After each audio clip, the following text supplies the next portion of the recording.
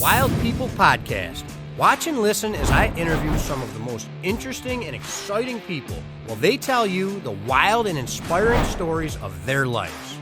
I was really starting to get in tune with that idea of keeping positive energy around me, doing my best to put off positive energy and trying to grow that way. Chuck bugs. And I was like, well, Chuck bugs. We're in Delhi, New York, Right. you know, freaking trout streams galore. So, Right. You Chuck bugs. All the people that we meet in our lives, we got to appreciate that. You know? And just think if there was more people, Yeah. which there is a few, but if there was more people that think like we do, how great this place would be. Yeah. But the road back from something like that is long, right? Yeah, man. And if you're standing at the bottom of that hill looking up it, Yep. it's pretty easy not to take the first step. Of course. Right. Yeah. I had to do my part. Yeah. That's all I could say. I had to do my part. Everywhere else got drafted and things. A lot of people, they all did their job. That flag represented each and every one of us and what we fought for.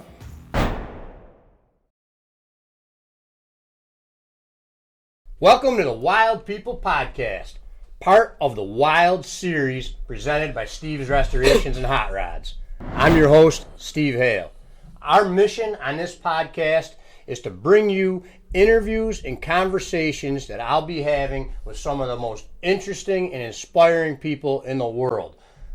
The reason I wanted to do this show was because I have been blessed to have people like this in my life for a very long time, and all these conversations that I've always had have inspired me to do different things in my life and helped to shape my future. And I hope that you guys listening into these conversations will bring those same kind of benefits to your life. So without further ado, I want to introduce you to my great friend, Mr. James Reid. What's going on, brother? Except yeah. What's going on with you, man? That's the most inspiring podcast beginning I've ever heard, dude. Yeah, yes, wow. Usually it's There you go. So now we only got to go uphill from there or down. Oh, yeah, right. right. Well, let's hope it's up, man. Sounds good. So, guys, I met James probably 14. maybe 2012 Really? or 13. I think it might have been.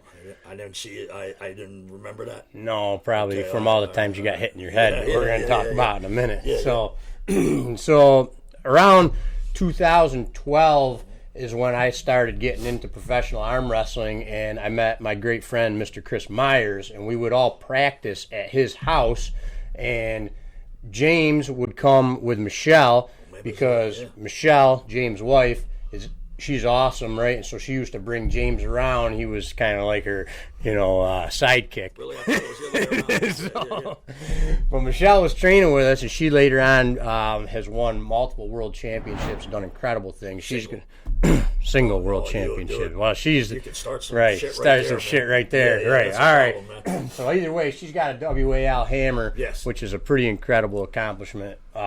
She's going to be on the show as a guest. We're going to talk about her in a little bit, but today we're talking about James. So either way, I met him back then at Chris's house when we would have practices, and then the arm wrestling scene in upstate New York and the Northeast was a little bit weird. At that time, we had a lot of people would go on, there was a message board, the Northeast message board. That's how you would find tournaments and stuff. And they were kind of sporadic and all over the place. And then James started taking over these tournaments, and within a couple of years, he was hosting tournaments all over the Northeast, and then later on all over the country. And he's done an incredible thing for us in the sport of arm wrestling to bring people together and to have these incredible tournaments and great events. Some of the best times of my life have been competing in these tournaments.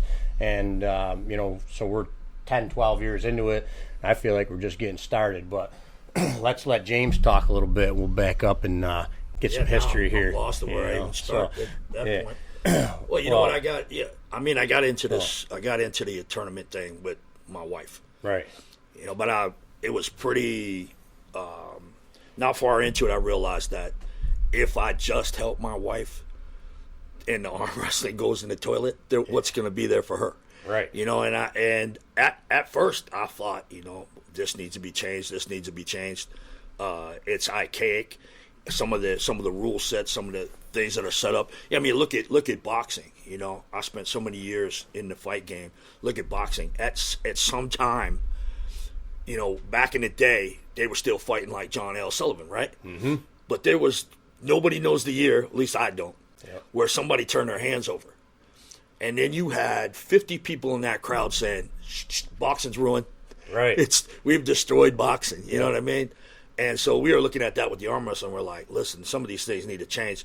The weight classes are from 1976. Some of the age stuff. You had the masters at 40. Yeah. That's when people were dying at 55. You know. Right. But we also got into changing some of the rule sets and everything else, and we found out that some of it worked, some of it didn't. And now we kind of came back around to where it started in the first place with. Get your own grip and the foul system. Yeah, first we started WL, and that's what we knew and that's what we stuck with. But since that time we've moved around to more of a international style type over here. Yep. And everybody should say, well, why'd you change the rules? Because we're effing Americans, right? And that's what we do, right? We're not abiding by somebody else's rules. We're doing whatever we want. Yeah, that's the objective. Yeah. So, for those of you guys that don't really follow arm wrestling too much, or that do a little bit and watch videos on YouTube and that sort of thing, kind of the background of the sport, right? Just a little overview. So what James is talking about right now, when we're talking about the WAL, which is the World Arm Wrestling League, so that kind of became popular and was the big event, the big thing to do to win the WAL and to compete in these tournaments. That started probably 2012-ish, right? Yeah. 13 somewhere. Right. Yeah. Yep. And that was So, the big promotion in town. Right. And that was awesome. And that stemmed from a lot of different organizations over the years. I would say it was probably when it was ESPN Worldwide Sports, right? ESPN. That was like really big, and that was in the 80s, right? 70s. Oh no, that was probably 70s. I'm talking about way back. All right. Yeah. So now before, when you had guys like Alan Fisher's 26-time or 25-time world champion, and then that led into guys like John Brzenk, who was undefeated from the late 80s all the way up until 2005 or 6 or something like that. It was totally, absolutely incredible. And now is still in the top, elite group of arm wrestlers. In his what's he, 60 years old now? I think late 50s or sure. early, yeah. I think he's early 60s. I think. Yeah. Right.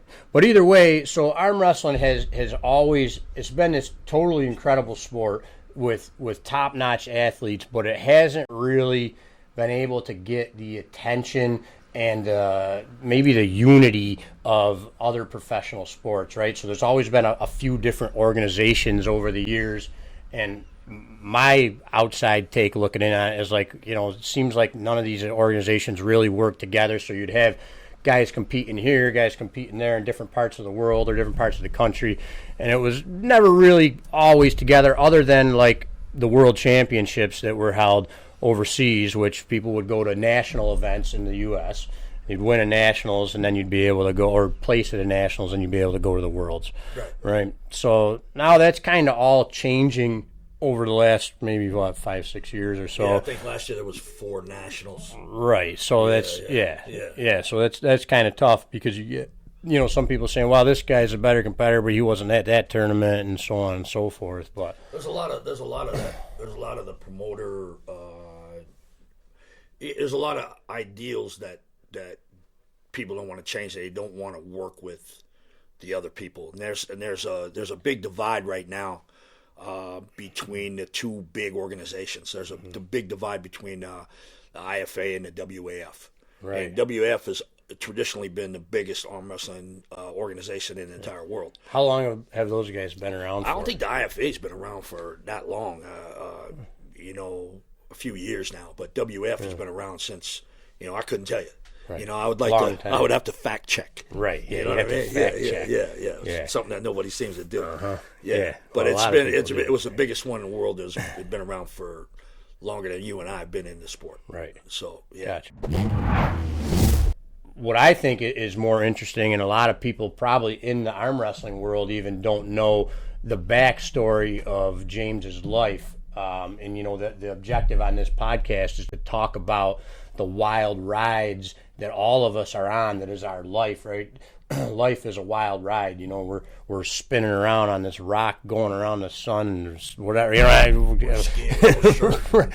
the mountains and getting sick as shit. You know what I mean? Yeah, that kind of thing. Yeah. You know, life is crazy. It's a wild ride, and you know, we have a responsibility to make the most of our time here on this earth, and to do as much as we can with our life. At least that's what I believe, and you know, I think James has done that. So I want to back up and talk about your story long before you got into the arm wrestling world, because you were how old when you 2014, 2012 when you started hosting tournaments? That's a good tournaments? question. I don't even know that. I'd have to fact check that. Right. Yeah, right. I'm not sure. What are you about now? that. 35. Yeah, 36? I just turned 38.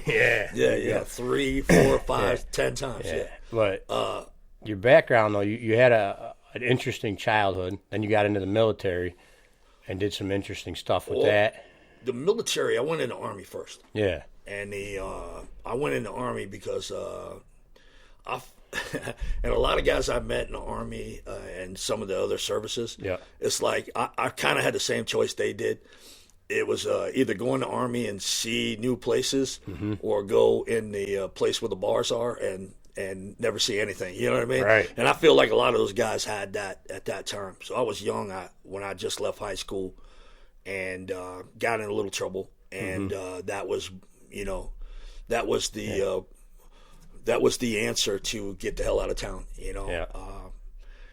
And then I got out. I was actually still. I started fighting back in, I think, 6th grade.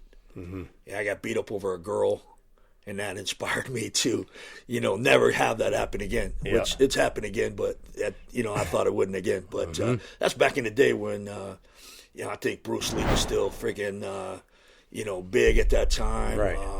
You had, you know, when somebody said you didn't even know anybody that was a black belt. You know, but you know, nowadays you go in a club and at 10 o'clock there's 40 black belts in there. At 2 o'clock in the morning there's 150 black belts in there. You know what I mean? Right. So that's how I got started doing that. Yep. And watching Chuck Norris and Bruce Lee. Chuck Norris was the real deal. People don't realize that. You know, they make fun of Chuck Norris. Yeah. But Chuck Norris was a real fighter. He was doing that shit in Okinawa. I stayed at his place in Oregon. I couldn't tell you what year. You knew him back then? Oh, yeah. Well, I knew him to say hello. I never got invited to dinner at his house. You went to tournaments where he was fighting at, or no?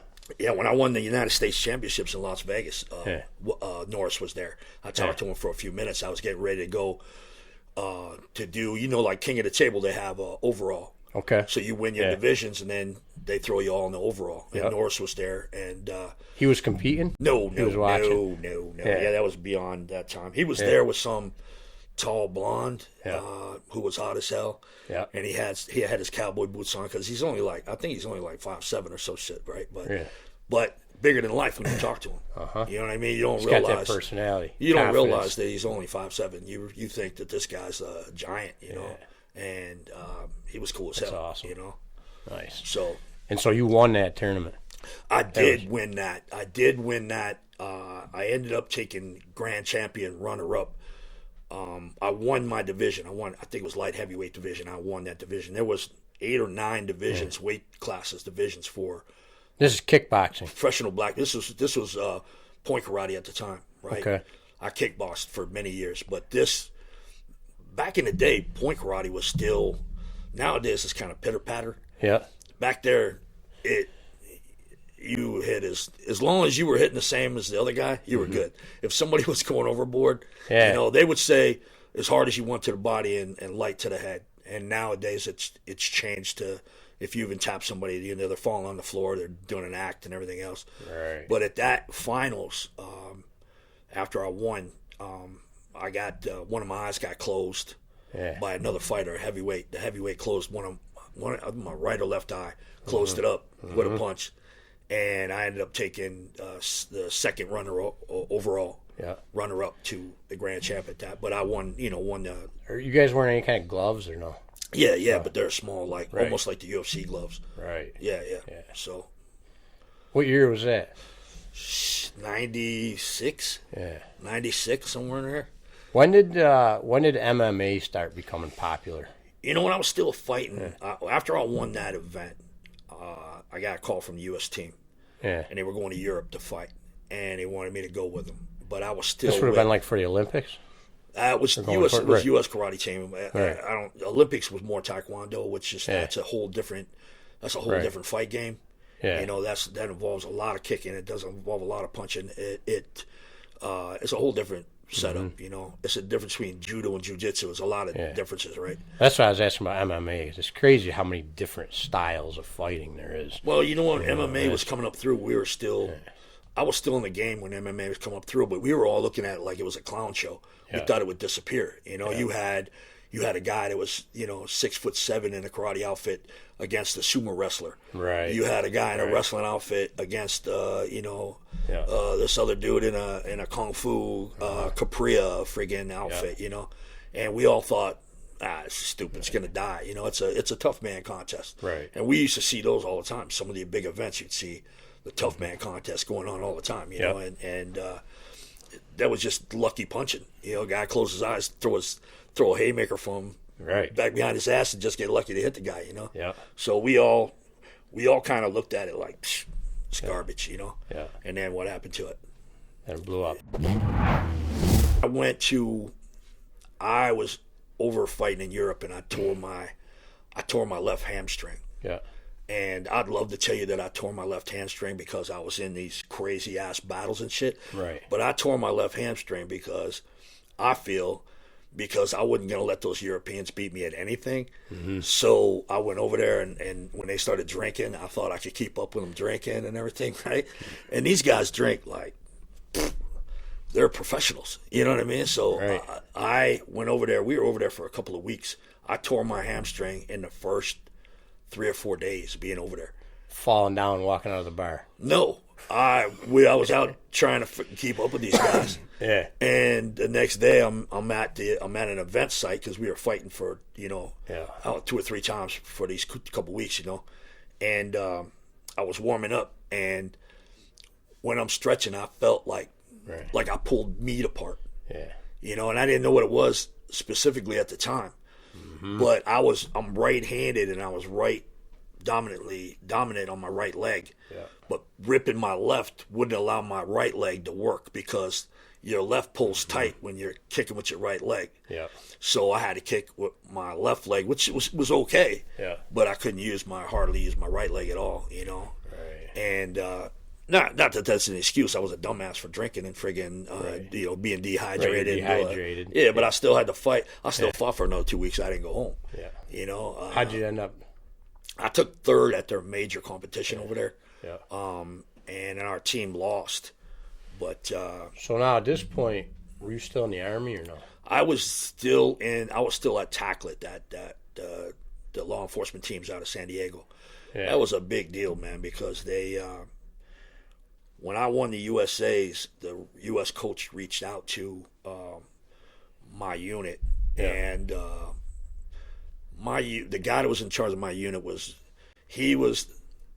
I was in the Army, there was a sergeant major that loved sports. Yeah. And I could do anything I wanted, you know, because I was taking military hops and I was flying around and doing things. And even when they did battalion lineup after we went to the desert and they were checking out all our gear, and we had to have our shit straight and our shoes shine and everything like that. I'd have a black eye, and you know he'd come around and he'd be like, the guy next to me, tell me what your third general order is.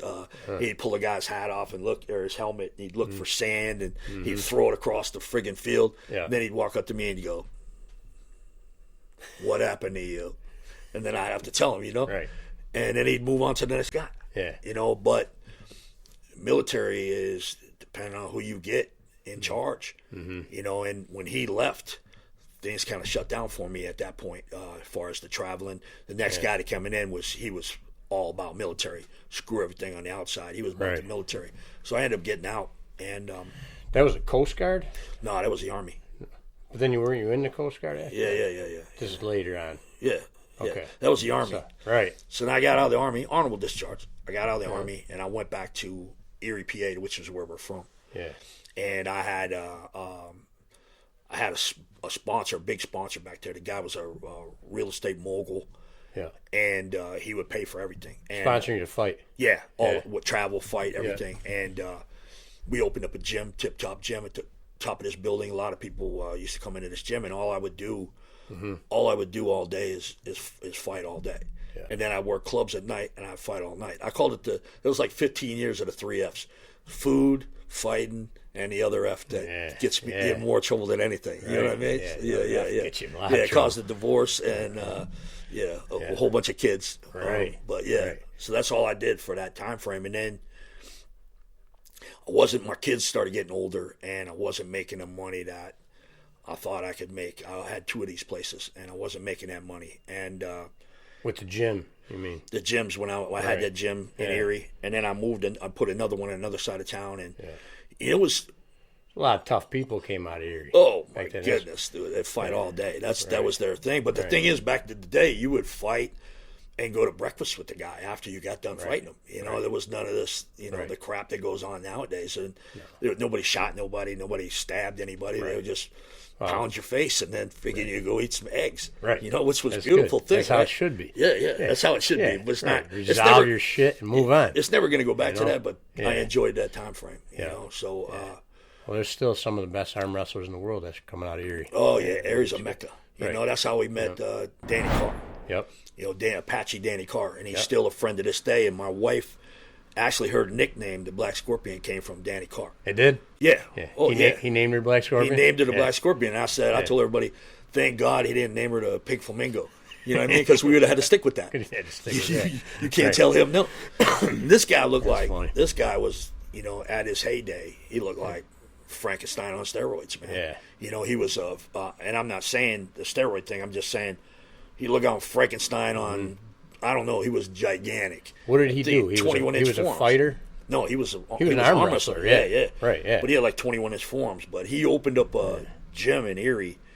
It was a Lower East Side gym. Yeah. And he used to bring in. He used to let all the people that didn't have the money to pay for big exotic gyms and stuff. He would come in there, but it would be it'd be a rough, hardcore gym. And we had a boxing ring in there. And so I spent a couple years fighting in Golden Gloves too. Yeah. So we'd go in there and fight. We'd go in there and lift. He'd shoot. What are you in your late 20s right now? 30s? Yeah, somewhere in there. Yeah. Yeah. And I wasn't making going back. I wasn't making the money that I thought I could make doing this. You know what I mean? You this your whole life. You want. Right. Yeah, but it takes a lot of time. Yeah, I tell people all the time, and I don't want to sound. I'm not a saint, right, at all.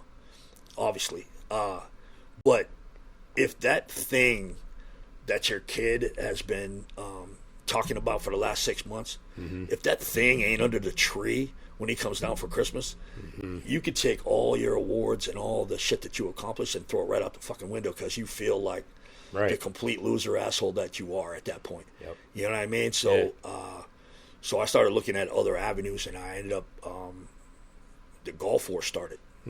And I'm like, okay, I'm gonna jump back into the military. I'm gonna get something that's gonna set me up for life. Yeah.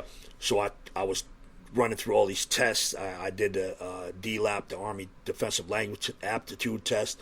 I thought, well, I'll do this. I'll get, I started with they started with the secret clearance, and I was going to Monterey, California for the school, and I'd be attached to a unit that would set me up for life because I'd be able to go on and do, government work or wherever. I watched a lot of James Bond movies, so I believe that shit was true. Right. And again, I slipped up. I ended up in a altercation with somebody that they caused it. I would love to say it was half my fault, but it wasn't. They caused it, and I took a charge that later got dismissed, but it kept me from going to it happened right when I was getting ready to leave for Monterey.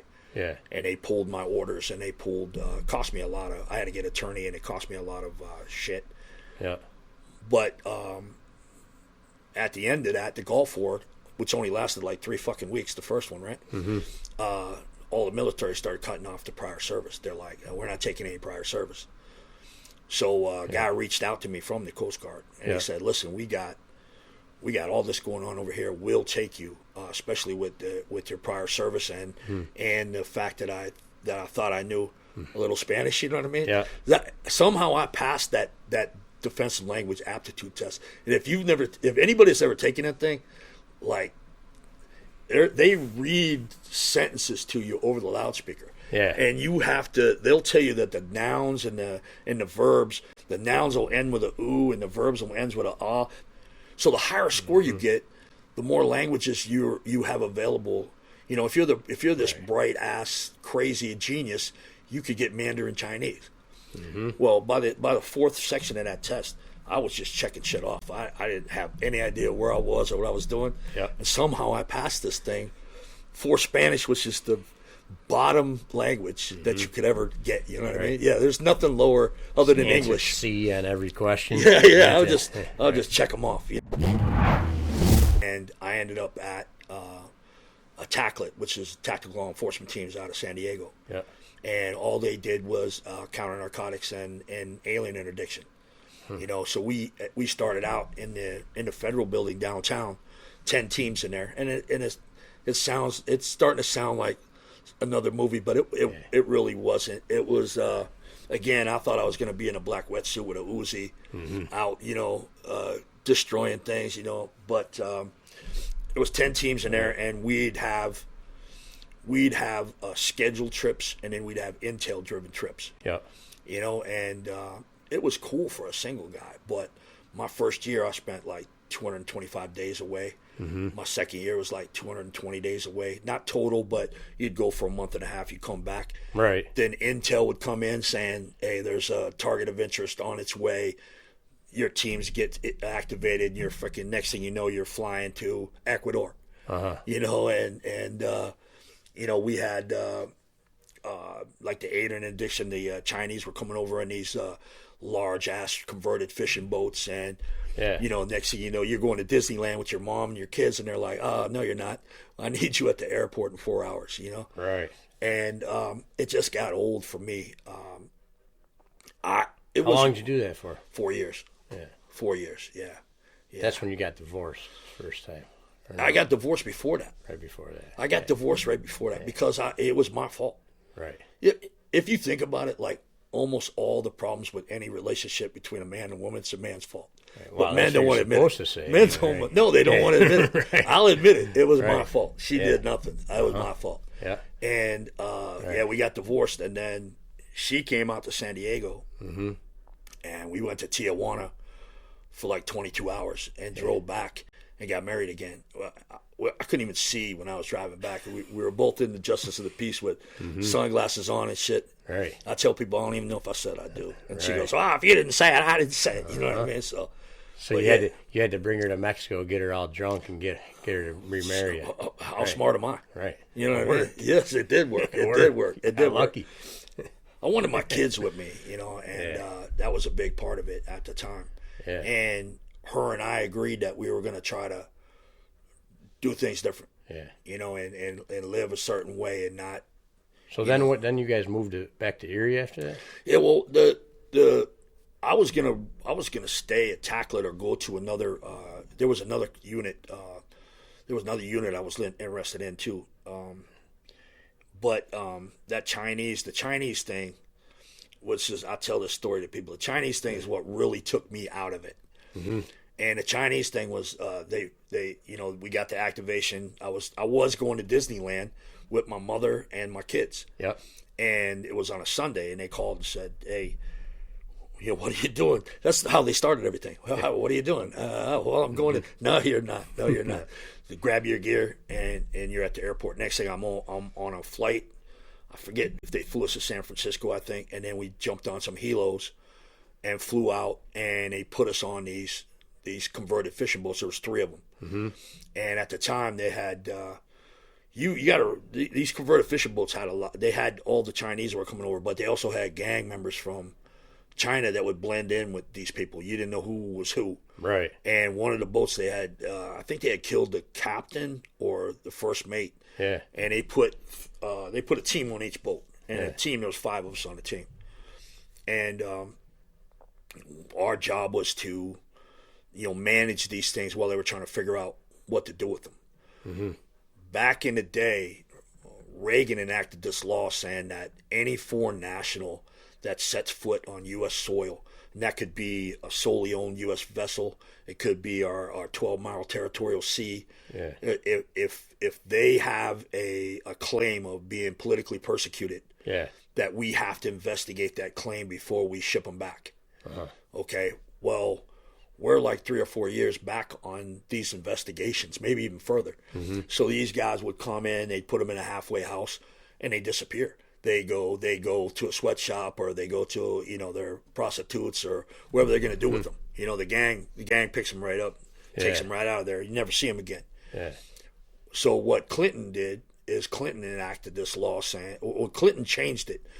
He didn't enact the law. He changed it. He was like, screw this. We'll stop them out in international waters, and we'll turn them over to somebody else, and we don't have to mess with it. So we were out there for 3 weeks.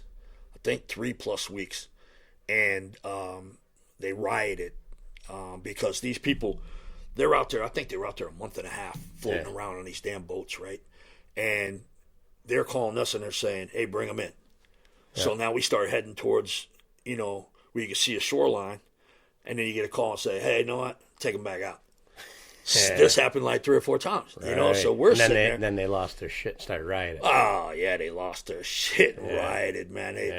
And the riot lasted 10, 12 minutes, but it felt like 4 hours. Right. You know what I mean? Because they were like on a boat in the middle on of the a ocean. boat with 300 Chinese on each boat. Right. And they're rioting. You got 5 guys on the boat. Yeah.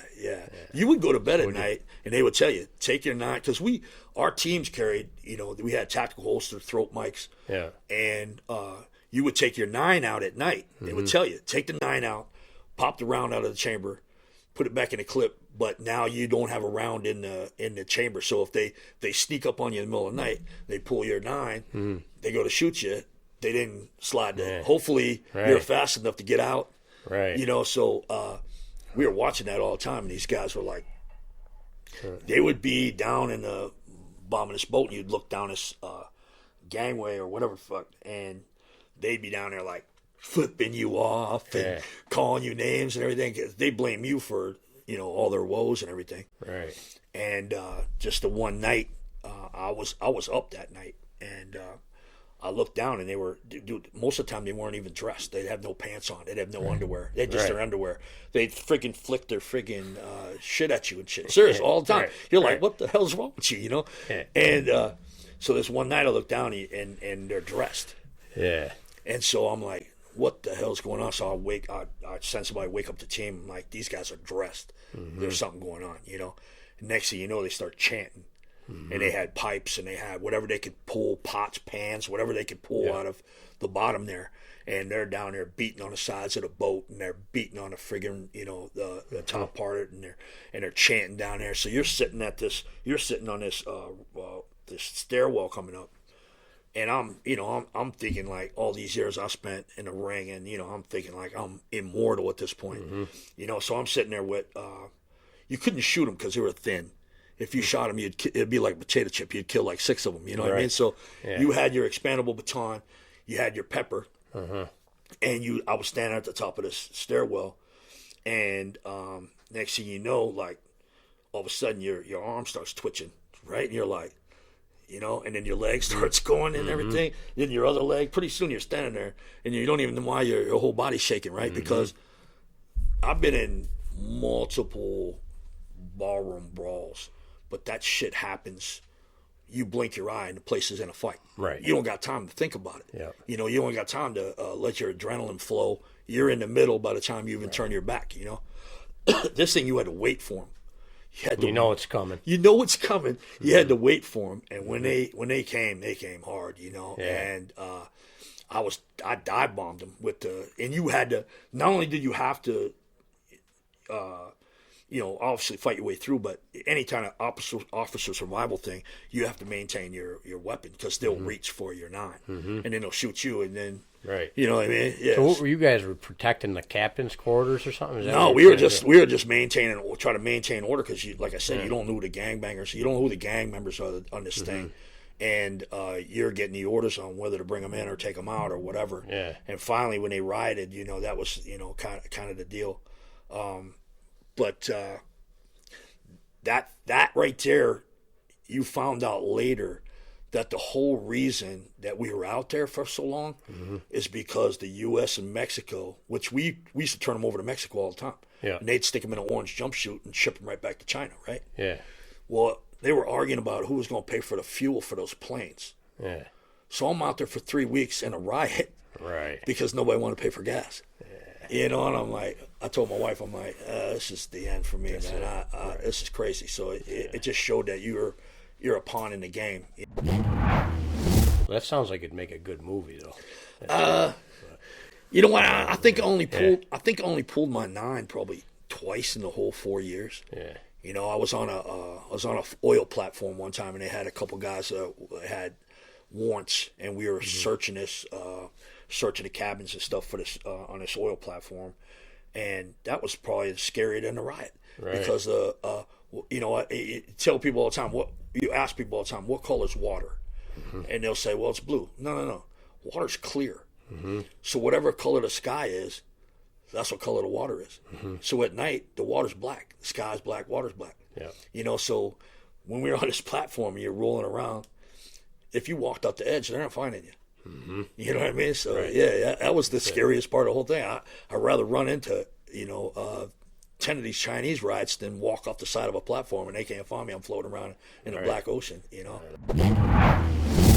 I've been listening to this other podcast, Against the Odds. It talks about like survival stories, right? And the one I just listened to is about these guys that crashed a helicopter in a volcano in Hawaii. And the one before that was these 2 people that were lost at sea for 118 days on a rubber raft. In the last month or so, there was a hole in the raft, so they had to keep blowing it up every 15 minutes. They'd take turns. Yeah. But that was making me think of both those stories. We had one in a Gulf. Yeah. We had one in a Gulf, and it was hurricane season. We were down in the Gulf. Yeah. And we had a boat coming up to the Keys or whatever. I forget exactly where it was going, and it was the intel saying it was loaded, completely loaded. And what these guys had is they had the extra gas, they had the extra everything they needed to get this long voyage with all this cocaine in there. Yeah. So we were on a big. We never really went on Coast Guard boats. We were on Navy. Helo carriers, Navy destroyers, Navy, the less than 300 feet, which is still gigantic, right?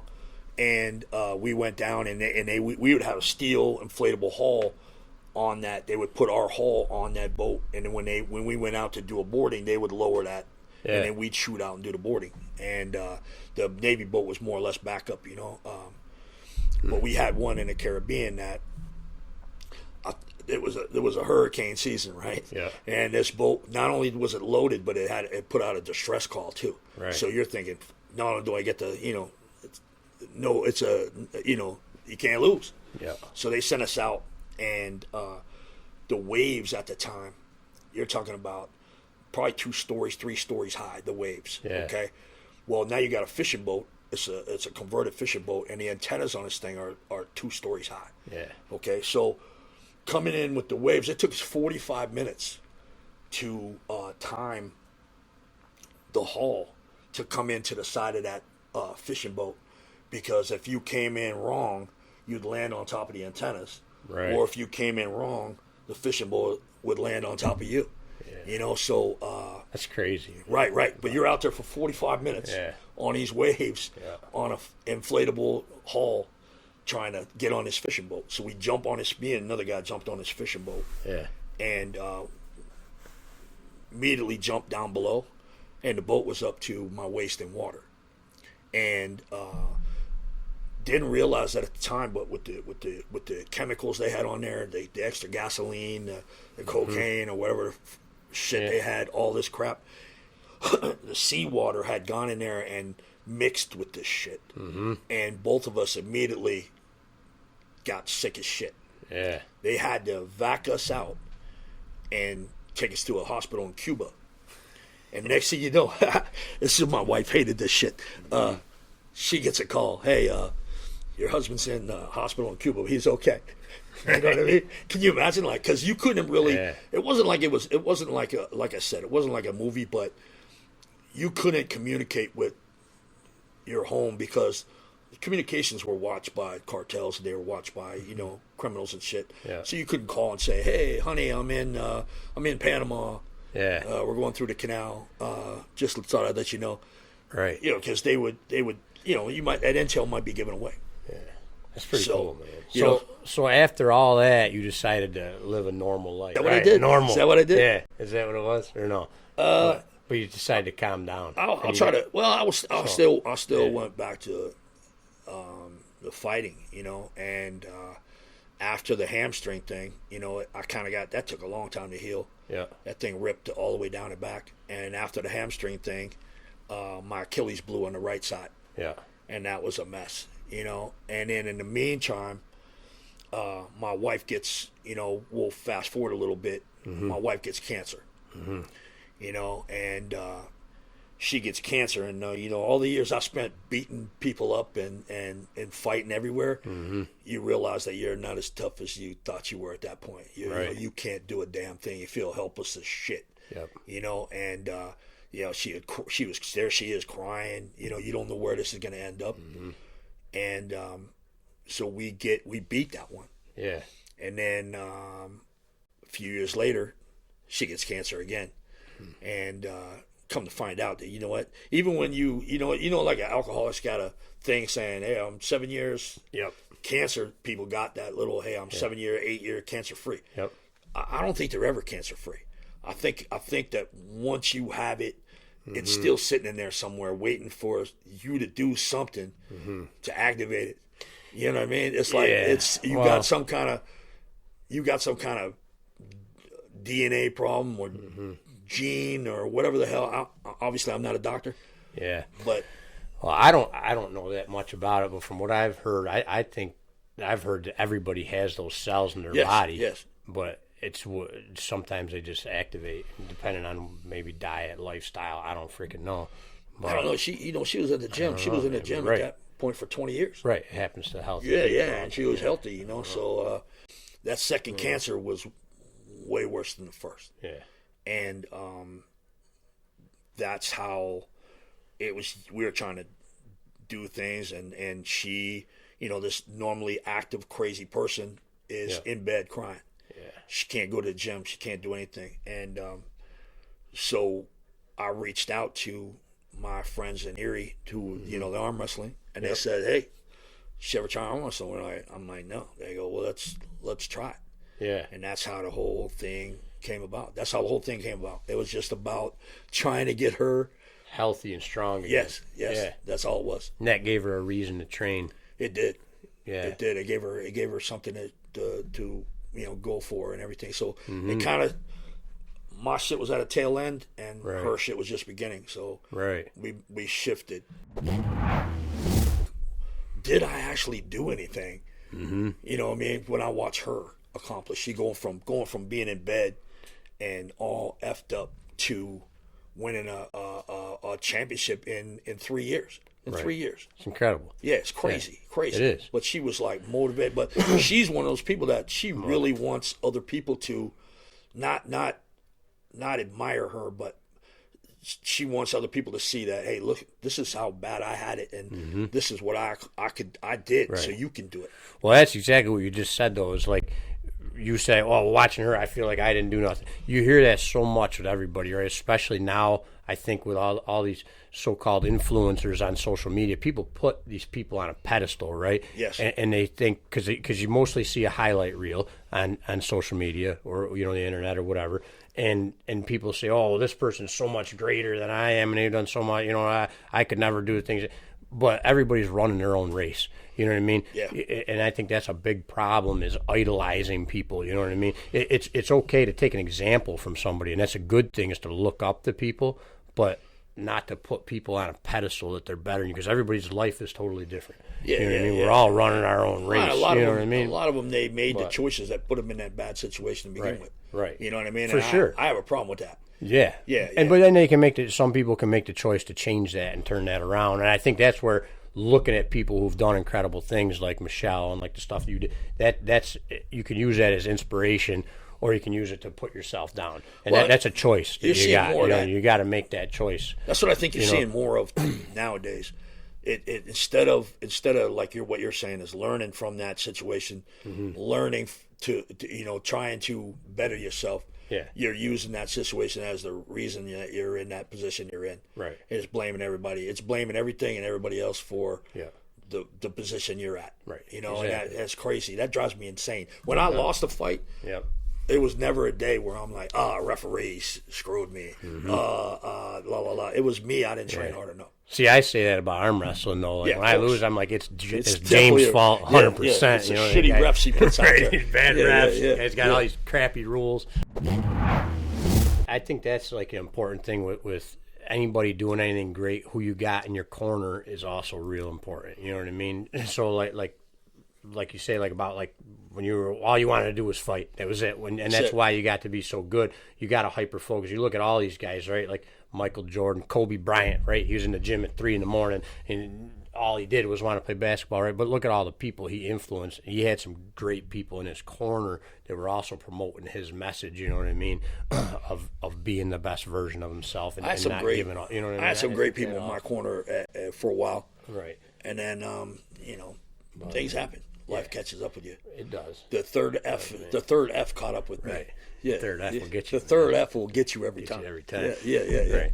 So now, the stuff you're doing now with like the American Arm Wrestler brand and teaming up with Paul Lynn, all that kind of stuff is pretty freaking cool. I think we ought to touch base on that a little bit. Paul Lynn's I feel like old school. He's not old as I am, obviously, but I feel he's got that old school soul. Yeah. And we connected, through a couple of events, and then he wanted to have the Pennsylvania State, and he called me and said, "Hey, can you run this thing?" He doesn't.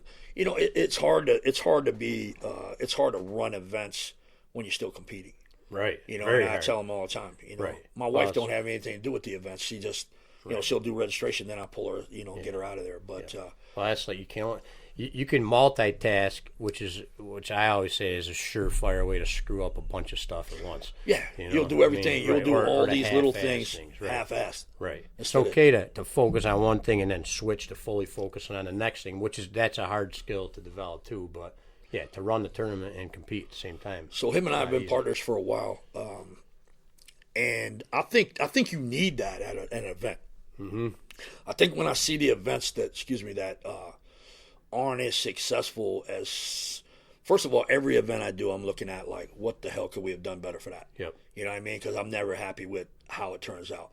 But I think some of the events that take place, what we found out is the best way to run these things is to get competent people and put them in a position and let them do their damn job. Yeah. Stay the hell out of their way. It's like any business. You become the support. You could become their support. If they need a drink, you go get it. Yep. If they have to go to the bathroom, you sit in their spot and fill in for them while they go to the bathroom. Right. Don't try to micromanage them. Don't try to be that ogre. Even your referees. If I see a problem, I'll call my referees off to the side. And I'll say to him, listen, blah, blah, blah, blah. Right. But I'm going to let you make that decision. This is what we saw that you might have missed, but I'm going to let you make that decision, Right. There's no way I'm going to, yell to referees in front of people or, anything like that. First of all, these guys are too good to yell at them more than I do anyway. Right. You know what I mean? So I think that's the best way to, it's the best way, but you still need that one guy that, runs around and takes care of those, puts the fires out. People come to these big events and they'll go, that thing ran so smooth. Yeah. And you're like, oh, did you see? I put on 6 shirts at this different event. Right. That means I was sweating through the other 5. Yep. So you just missed 37 problems that were, potentially really bad. Right. But I didn't want you to know that they were there. Yep. I wanted to take care of them before you even found out what was going on. So I feel you need that person to do that. And that's what I try to put myself in that spot to run around and take care of them all. Yeah, that's the art of leadership. It's not an easy thing. No, and it's no. something. It's just like fighting or arm wrestling. It's something that's always needs to be developed and worked on. You're in the And like you said too, like when you do something, you can the best people at something always after it's done analyze. Say, well, I did this real good, but I could have done this a lot better. Everybody else might have thought you did it great, like we were talking about. Like I played the national anthem on the guitar, at my buddy's open mic night. Cool pictures, man. So play it for my wife, get her in the mood. Oh yeah, right. Yeah. So, but I never played live music before. It was the first time I ever played in front of an audience. I thought it sucked.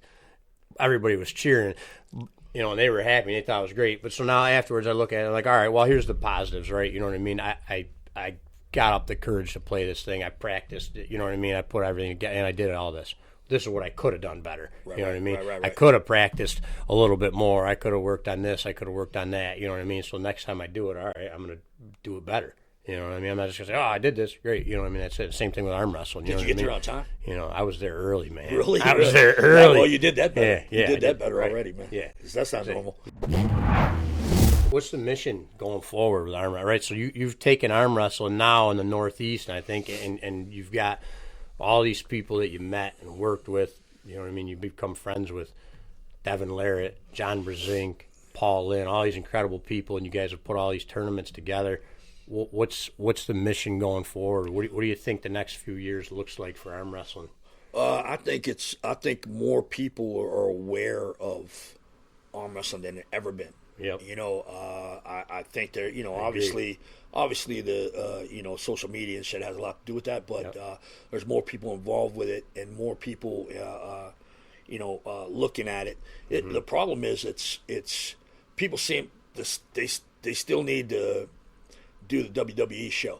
Right. Where it's a clown match, but that's what it takes them to get excited about it, and it takes the back and forth rhetoric to excite that match, because the match, some of the matches they're putting up, maybe they aren't exciting. Yeah. But then you get the rhetoric going, and supposedly that pumps up the match. Right. I think that it needs to be done the right way, I guess, as possible. I don't think you need the WWE shit. I think if you do it right, it'll happen naturally. Yeah.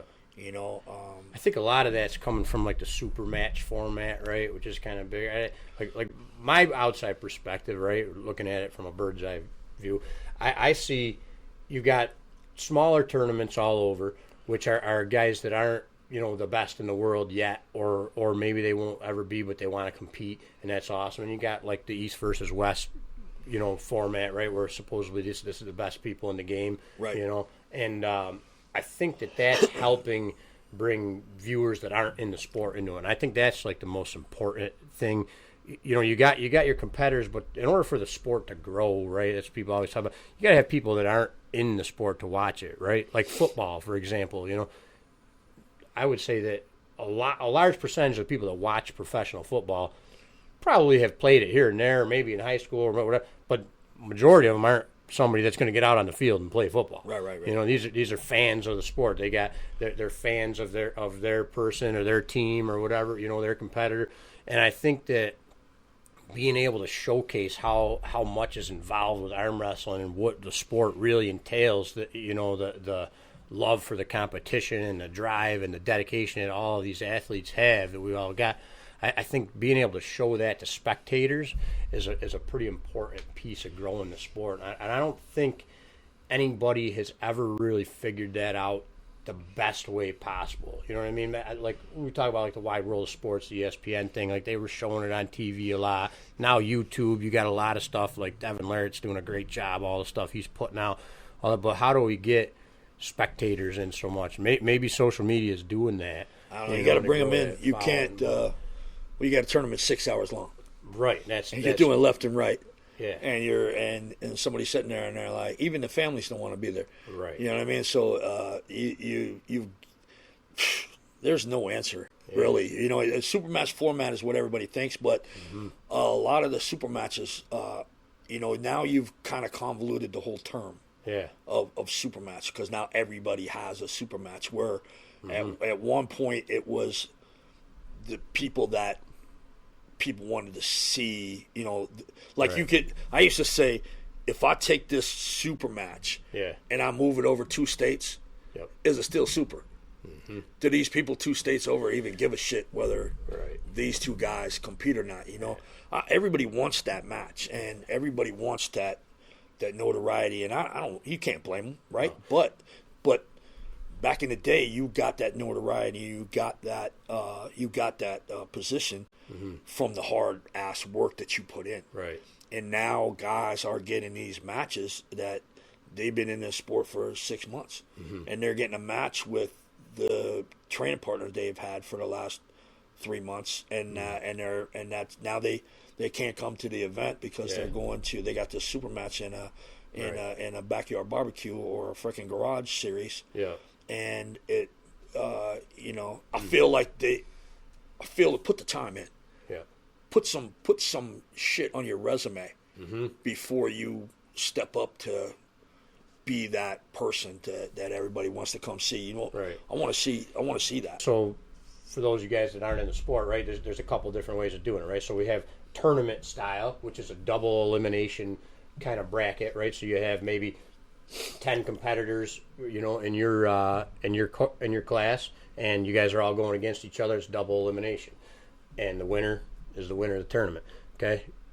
Super match format is ahead of time. You got 2 competitors that say, all right, we're going to have a best of 5 or a best of 3 match, and that's what basically the super match format is. So it's like if you were to go to a boxing match and say, all right, this guy, they're going to have 5 rounds or whatever. You know what I mean? So it's basically the same kind of principle. You don't see some of the other sports saying, oh, hey, this is a super ultra match or whatever. You know, and I don't begrudge a guy that wants a super match. Of course, you want that on your. Sure. You don't want your match called something else. You want it called a super match. But at the same time, how do you distinguish now between what is super and what's not? I don't begrudge anybody for that title. I don't. They want it. Obviously, they want it. But at the same time, like, I would feel like I don't deserve it. You know, I don't want that if I didn't do something to put myself in that spot to be there. Otherwise, I feel kind of exactly. You know, I want to do something. I want to have won something. I want to have gone out and put that hard work in. Right. You know, and now it's like it doesn't matter now. It doesn't. It seems like. Well, yeah, I mean, but I think at the same time, though, like if someone gets a match with someone who's on a different level than them, they're going to lose either way. You've got to have put that work in and be at the. That's at not the even same fun. level It's not even fun. Right. Yeah, I mean, you want to even if it's 2 guys that suck. Right. It's a good match. Right. Because they both suck. Right. And some of those matches are more exciting to watch. Right. So, as long as the level is consistent on both sides, you're good. Yeah. You know, and the public don't know. Most of the public don't know that this guy's a super ultra 3-time world champion. Right. All they see is a match going on. These guys could have won nothing, but they put on a good show because they both are at that equal level. Right. You know. Yeah, I think. I don't know. I think social media can be a real powerful tool, and I think maybe it will start helping more people to get interested in the sport that aren't actually arm wrestlers and start watching. I think that's what really will help it to grow. And I think the other biggest thing, like any sport or any business, you know, any kind of you know, hobby, whatever you call it, is the people that are involved in it working together. You know, which I know we want to talk about a couple things, air out a little bit of, you know, dirty laundry problems, but you know, the working together things, that's the tough part. That is. Yeah. Right. Now, a couple of years ago, we put in this thing called Northeast Coalition. Yeah. And we developed it to try to keep people from. You saw a lot of people stepping on. You know, you'd have an event this week, and I'd have an event the same week, and we're an hour away from each other. Right. Now competitors got to decide whether they're going to yours or whether they're going to mine. It's chopping at both of ours. You know. That seemed crazy. Or you were having outside promoters come in to your area. Now, what's an outside promoter? When they come in, you know, you could basically break the money into a 3-part. Okay, you could take what he puts together from this event. You know, part of the money is going back into the event itself. You know, part of the money is the money that he put all those hours and time and effort into. Maybe he gets a couple $100 paycheck. The rest of the money is going back to his area to make the events in his area better. Well, why are promoters coming in your area and taking shit back to their area to make it better? So we were looking at like, we want to really promote the people in our area, and we want them to work together. We want to look at maybe we can do a common pool for refs. Maybe we can do a common pool for bracket people. And if somebody wants to have an event, they can call up the coalition and say, hey, who do you guys got for refs that I can use, or who you got for bracket people I can use? Where are you guys getting your awards? I love those awards. Can we tap into your award thing? And that was the whole idea of it. But now you started pissing some people off that didn't want to be held to the rule set that we set up. We were like, stay 2 weeks away or 4 to 6 hours away from another guy's event. Keep them from, we were giving every promotion their own national event, and the other promoters were supposed to get behind them and promote that event. And then you had your locals, and we did it by numbers. Your locals were more of a 45 to 60 people. Your nationals would be 80 to 100 plus people. And just keep your locals 2 weeks or at least 4 to 6 hours apart. I agree. I think that's the way it should be. And I think the other issue at hand, right, is that like you got all these people that are kind of competing against each other to run events or whatever. Whereas, and like I've always seen the greatest part about arm wrestling to me was, here's this crazy diverse group of people, okay, from all different walks of life that get together and train as teams, and then we compete against each other, full throttle, wanting to kill each other on the table. And then right afterwards, everybody's best friends again, or at least, getting along and just like in person, right? Yeah, not online. But I mean, my thing is arm wrestling over the last 12, 13 years, 14 years, whatever. I've met some of the coolest people in the world, that I would have never met before. People that are every walk of life, dentists and, people like Michelle and whatever, there's so many different cool people. And then you see this, like, there's always, whatever it is, there's some person or a group of people that try to cause problems, and maybe there is issues. There's three sides to every story, right? Yours, mine, the truth, they always say.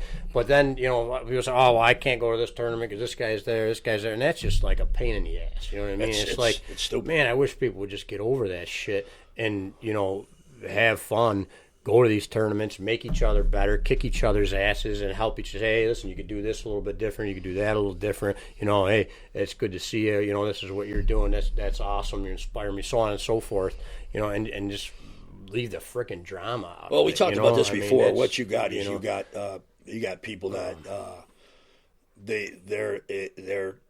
they either make shit up or they take it and they twist something. Right. And when they do that, they put it out, yeah. and they convince the feeble-minded people, right, to believe everything they're saying. Yeah. Nobody's fact-checking at all. Right. That's right. A big rumor for us is that, Corey Miller's got this rating ranking system. I always screw it up, so I'm not going to say which one. I'm going to say both. Uh-huh. And you submit your events to this rating ranking system. Have it been slow at times? Yeah, because it's a lot of people that submitted their event, they had done it on paper. Yeah. And so what they did is they took all their paper brackets, shoved them in an envelope, and sent them to Corey Miller. I can't imagine what nightmare that was for him to go through that stuff, right? Yeah. Excuse me. We had everything electronically because we only did one tournament with paper. We're not ever doing paper again. Yeah. Well, we've had multiple laptops go down. We've had hard drives go corrupt. We've had, when I got 3 people at a tournament with 3 different computers, now I got to chase them around to get these results. Yep. But so far, we've submitted 43 different tournaments to Corey Miller's system when people are saying, hey, you don't submit any of your tournaments. Well, 43 tournaments. Yeah. I can't say how many other promoters have put together 43 tournaments and submitted them. Right. I've even submitted tournaments for other people's stuff because we've run it. Mm-hmm. And so that's crazy. That's a little rumor that's completely not true, but nobody, you can just say it. You don't fact check it. All you got to do is go on Corey Miller's system, look for the tournaments, And there they are. I can say it to my blooming face, but you can go in there and find them. I find them there. The ones that I have a problem with. Multiple times I've done it. Pull them aside. Hey, can I speak to you for a minute? And even if I know for a fact they did this or said that, I'm gonna let them. Right. I'm gonna let them say, "Oh no, I didn't." Yeah. Because okay, then I'm cool with it. I'm giving you. I said this on a podcast before. I'm not the toughest dude in the world. I'll have my ass beat by somebody. Everybody will. Right. But I'm gonna go in there and hurt you somehow. I'm not giving up. Yeah. I'm not backing off. If I feel like I'm right, then I'm shooting for it. But I'm gonna go to you and I'm gonna say, "Hey, listen, did you call me asshole?" And you're gonna say, "No." I'm saying, "Okay." This is what I'm gonna say. "Okay, cool, we're good." Yeah. And then I'm gonna walk away, because even if you did, you're the one that's got to sleep at night knowing that you stood right in front of me and wouldn't admit that your sissy ass said that to me, said it about me. Right. I'll walk away. I'm sleeping well at night. You know what I mean? Right. And I'll confront these guys, especially like there was a big problem with my wife when my wife started. My wife started later in the years, and when she would diet down, you'd get the. She'd diet down, you get the striations in her face, she was always vascular. Yeah. My wife's been at the gym for 30 plus years. Yep. If she don't have a muscular body, she should get the fuck out of the gym, right? Well, all of a sudden, all these guys are on the internet. Oh, she's on steroids, she looks like a man, she looks like... And I would read this shit, and I would be like, I couldn't sleep. My wife would say, don't read it. I go, as soon as you tell me not to read it, it's like putting a sign on a rope, say don't pull the rope. But no matter what you do, the better you are at something and the bigger you become at it, you're gonna have people that are hating on you and they're gonna be jealous and it's stupid. You know what I mean? But that's like when we did the TV show, we call it Keyboard Cowboys, right? Yeah. Because you had a lot of people on there that just wanted to just bitch and just say dumb crap and just because they, for whatever reason. And we just chose to ignore them, which a lot of times, sometimes that works. Sometimes you got to address the problem. Sometimes you have to, yes. But my thought, looking, at the whole arm wrestling scene right now is that, man, there's so many freaking good people in the sport. And I've met so many cool freaking people. And I just hope to see it continue to grow and just let the rest of the country and the rest of the world see how freaking cool this sport is and how many different kinds of people are in it working together and doing good shit. And I just hope to see a lot less drama. Well, here's the thing. Here's the thing, though. It's just freaking annoying. Here's the thing, though. When you see that, because it's like, I want to watch tournaments. I want to be involved. I want to compete. I don't want to hear about how this guy don't like this guy. And it's like, just freaking get over it. Yeah, but here's the deal. Here's the deal, though. Work together. But here's the deal, though. Right. Here's the deal. I said the same thing. Yeah. And I was saying to people, hey, this arm wrestling thing, it's supposed to be these two muscular, burly, hairy, giant friggin' animals in a bar. Yeah. Fighting over the barmaid or a beer. They're competing. You know what I mean? They were just about to kill each other. Then one of them said, hey, put your arm on the bar and we'll arm wrestle, right? Yeah. And that's not what we're seeing, right? But like I'm the director for the arm wrestling for New Way Combat. Yeah. And they got the jiu-jitsu, the judo, the wrestling, everything. My buddies still run around the country doing karate tournaments all over the place. And I dressed this arm wrestling crap, this drama to them. And they laughed at me. Yeah. They said, same shit's going on over here. Right. So it's not. I actually felt better. Right. That it wasn't just arm wrestlers. Yeah. That it was It was this. You want to call it generation? It was this. The thought process that's going on currently. Here's my suggestion and my thoughts on it, because I see that the group of guys that we're talking about, which I'm not going to say any. There's all kinds. There's all kinds of them, not just them. There's all kinds of them. I think that it looks like they're trying to put on good events. You're obviously doing that and have done so much for the sport. It'd be nice to see this shit hashed out so that people can focus on competing, focus on the tournaments, not the stupid drama. It's about, I would love to see you and whoever these guys are have a conversation live. And if we wanted to do it on this platform or their platform or wherever, I think it'd be good. Air it out. and be like, look, this is where we're at. This is what's been said in the past, and this is how we want to move forward. Maybe that's the confrontation. That, we talked about that. That's a solution. We talked about that, but there's two different ways to look at this, right? If you and I have a disagreement, okay, right, which we've had, right, and you've been wrong every time, but if we had a disagreement because the facts were presented wrong to us, or somebody told us something that wasn't true, we can get together and eventually and work it out, or we misunderstood the situation, right. But if you are blatantly making shit up, and you know it's wrong, and you are blatantly going outside of that, outside to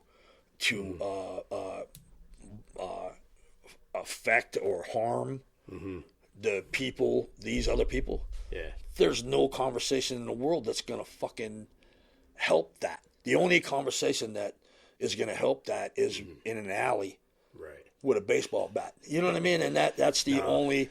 I don't know, but you know what I mean? maybe if that's not the option, an alley.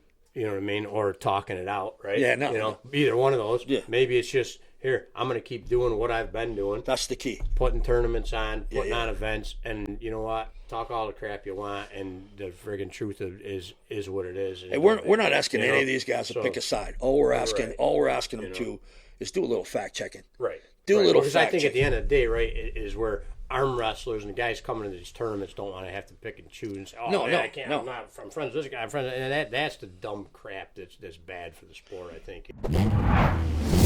We're gonna have Michelle on soon too. She's a better person, basically, right there. Right. Well, You know, yeah. Oh, no, absolutely, absolutely. Like when we were talking about that internet stuff, right? Yeah. Like I know, people say, "Oh, you're biased, you're brainwashed, you're whatever," right? Yeah. But I even tell my family this. Right. If you have a problem with my wife, I automatically know you're the problem. Yeah. Because she is like not the person ever to be the problem. You know what I mean? So, and she hates when I say that because she's like, I'm mean. And I go, what? Mean at nothing. No. Well, I tell you, man, when we started this podcast, I've been looking forward to interviewing her more than almost anybody I got on the list to interview. So, you know, I mean, yours was like down to, it was on the list. It was you were on somewhere the list. in there. Yeah, top 40. Yeah. 100. I don't blame you. So, give the world some closing thoughts, man. All the stuff that you've accomplished, what you've done, the things you've gone through, you know, the people that you've become associated with. What do you think are some words of wisdom? Words of wisdom. Wow, I didn't even think about that one before. You should have hit me with that at the beginning when we were talking, so I'd have one. Be stand. Try to go back to the day when you were a stand-up person.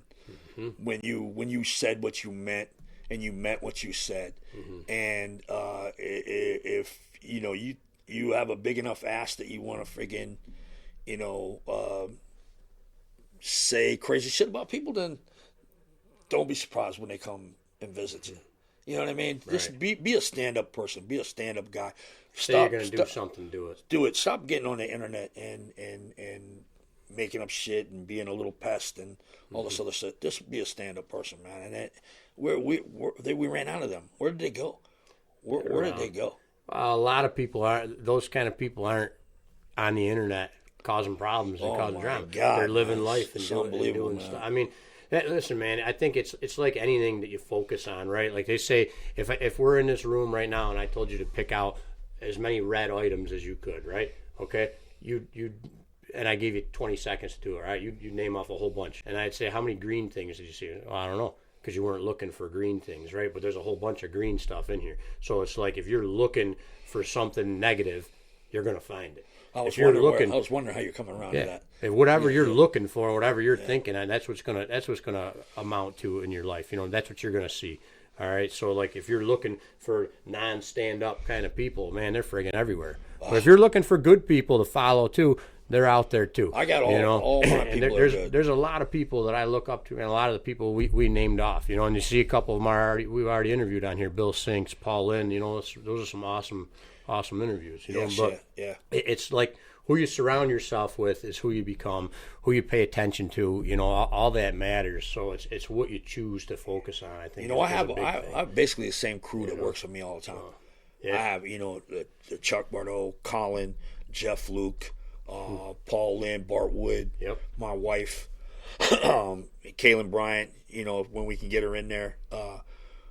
These are all good people, man, right. and we pay them a little bit more. A big difference. We pay them a little bit more, and they are concerned about the job they do. Yep. And they you know they're stand up people. You know, it's you know good where to they're be. coming from. It's good to be around people, and I think that makes other people strive to be like that too. And I think that's a good message right there. Yeah. Yeah. Did I come up with a good message? I think so. Man. Thank you, man. Yeah. Thanks, man. Thank I'll see you at the next tournament. All right, man. All right, guys. Thanks for tuning in.